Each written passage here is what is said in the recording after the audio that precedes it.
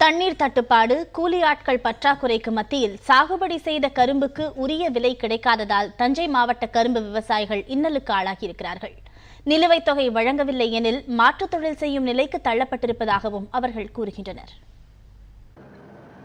இயந்திரத்தில் அரைபடும் கரும்பு கட்டு போல் நிலுவைத் தொகை கிடைக்காமல் தஞ்சை மாவட்ட கரும்பு விவசாயிகள் சிரமங்களை சந்தித்து வருகிறார்கள்.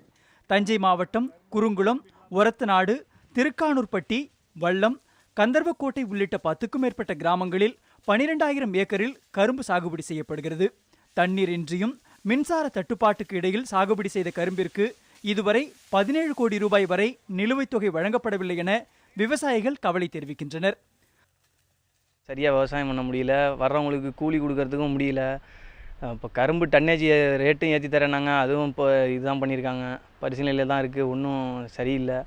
இப்போ நாங்கள் அடுத்து இப்போ விவசாயம் பண்ணுற இதிலே இல்லை. இப்போ எல்லாத்தையும் கரும்பெல்லாம் அழிச்சிட்டு சோளம் தான் பண்ணலான்னு இருக்கோம், வேறு ஒன்றும் வழி இல்லை. போன ஆண்டு நிலுவைத் தொகை 5 லட்சம் ரூபாய்க்கும் குறையாமல் வர வேண்டியது இருக்கிறது, வரவில்லை. அதோடு இந்த ஆண்டு வெட்டுக்கான 2 மாதம் கழித்து 3 மாதம் கழித்து வெட்டு ஆர்டர் கொடுத்ததுனால எங்கள் கரும்புலாம் சுத்தமாக இதாகிருச்சு. எங்களுக்கு ஏகப்பட்ட அந்த நட்டமாக அதிக நட்டமாயிருச்சு.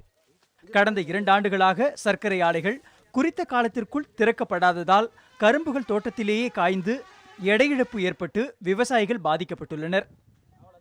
கரும்பு பணம் இல்லை, தேக்கிறோம், ஒன்றும் விவசாயம் பண்ண முடியலைங்க. பணமும் இல்லை, எப்படி விவசாயம் பண்ணுறது? அது 15 ஏக்கருக்கு மேலே பண்ணாங்க, இப்போ பண்ணலைங்க. அரசாங்கம் பணம் கொடுத்தா இது பண்ணுவோம், இல்லைன்னா நாங்கள் பண்ண மாட்டோங்க. சாகுபடி செய்த கரும்பிற்கு கடன் செலுத்த முடியாமலும் குடும்ப செலவிற்கு பணமின்றியும் வேதனையில் வாடும் தங்களின் நிலையை கருத்தில் கொண்டு அரசு உரிய நடவடிக்கை எடுக்க வேண்டும் என்பதே விவசாயிகளின் கோரிக்கை. புதிய தலைமுறைக்காக தஞ்சை செய்தியாளர் காதர் உசேன்.